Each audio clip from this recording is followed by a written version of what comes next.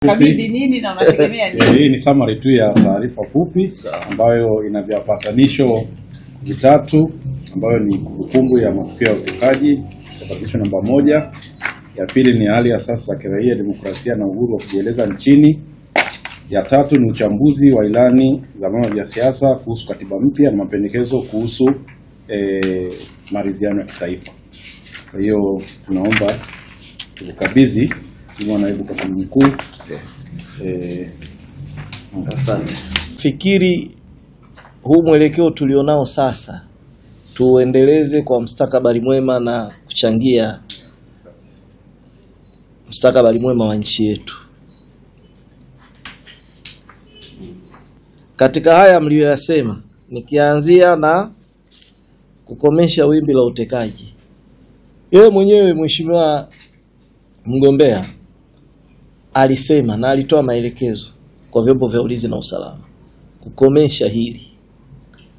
Katibu mkuu wa chama wakati huo Dr. Emmanuel Nchimbi alitoa maelekezo kwamba jambo hili hata sisi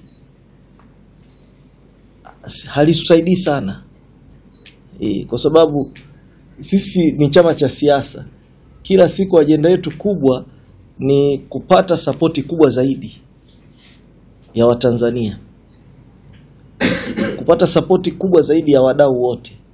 Kwa kama kuna jambo linaleta sintofahamu, manake katika watu ambao ni losers wa kwanza wakubwa ni sisi. Kwa hili sisi pamoja na kwamba kwenye uongozi wa chama linaleta halileti amani, lakini tuna commitment ya hali ya juu sana. Swala la tume huru za kiraia, nafikiri hili ni swala liko wazi tu, na mmeona serikali ya CCM na chama chenyewe katika matukio mbalimbali tume huru zimeundwa. Nafikiri hili nalo sisi tutalifikisha na lionekane umuhimu wake kwa jinsi ambavyo mamlaka zitaona inafaa. Kuna swala la pili la kulinda demokrasia na uhuru wa Azaki. Nafikiri hili kama nilivyosema awali, mgombea urais wetu, ilani yetu inatamka wazi wazi nafasi ya asasi za kiraia na mchango wake kwa jamii. And it's basic science kwamba hakuna kokote duniani ambako mifumo ya serikali tu rasmi imeweza kukidhi mahitaji ya jamii. Kwa hiyo mifumo ya serikali na mifumo ya kiraia ndio ambayo sehemu ambazo kuna mafanikio, kwa kuwa karibu zaidi imeleta mafanikio makubwa zaidi. Kwa ni science very basic. You don't need to be a rocket scientist ku grasp hiyo.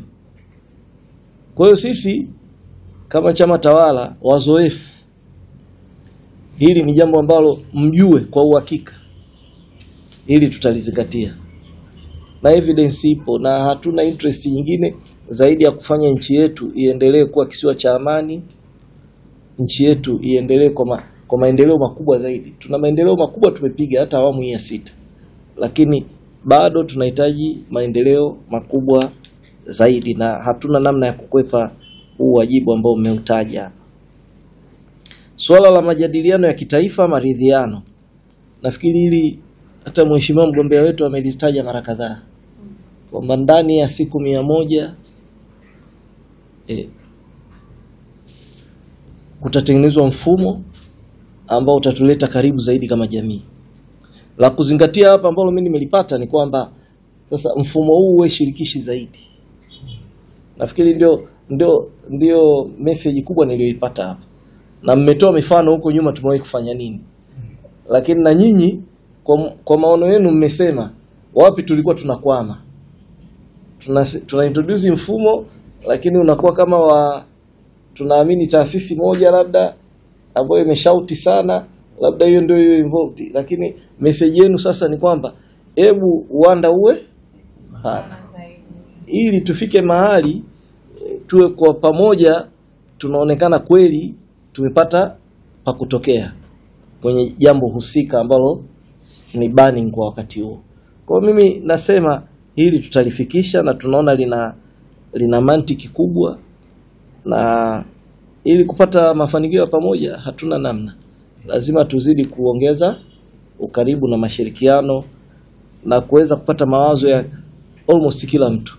Hatuwezi kupata mawazo ya kila mtu, lakini angalau uwanda ukiwa mpana kila mtu akafiri kwamba ameshirikishwa.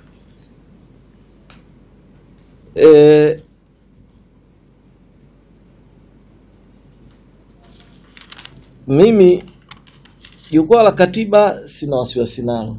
Tumejikobiti kwenye ilani, na mimi nikimtizama mgombea wetu rais, Mheshimiwa Rais Dr. Samia Suluhu Hassan, naona kabisa ana kitu cha kutaka kuachieve kwenye katiba mpya.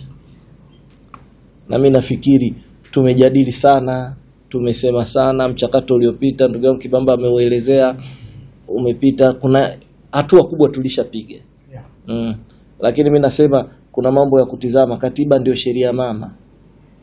Kuna mambo ya kutizama sisi kama taifa wote tukiwa soba, ili tusifanye kwa ushabiki wa mtu mmoja kuvutia kwake kuona hili manake uwezi jua katiba ikisha tamka unaweza kuona hiki kipande chako kimekaa salama, kumbe kesho uwezi kujua utakuwa upande gani.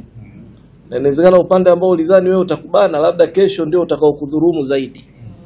Kwa mimi nafikiri kunahitajika kama taifa, na nafikiri Mheshimiwa Rais anachomaanisha ni hicho mgombea wetu, kwamba tuwe na forum ambayo haitaleta ushabiki wa kisiasa na aina yoyote ile, ila watu wakae na kuona je, itaongeza vipi usalama wa taifa letu zaidi kwenye nyanja zote kwa nyakati ndefu zaidi, baada ya kufikiria wakati wa sasa.